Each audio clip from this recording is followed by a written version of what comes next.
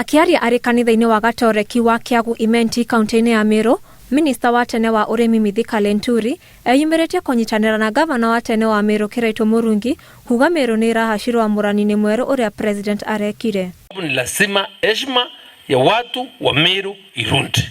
Tumechoka kudharauliwa, tumechoka kuangaliwa na macho hasifu.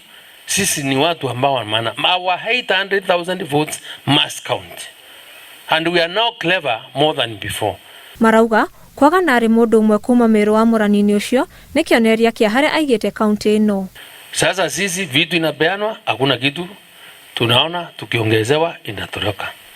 So I want to tell you, tutakuja kwenu, tutawaambia. Linturi aigite ta ruriri rwa Meru ni megucokaniriria ringi na mecuranie mwerekero uria mekuoya wa uteti. The future that I can see for this country ni kwamba heshima ndio itadetermine uhusiano wa sisi wa kwenda mbele.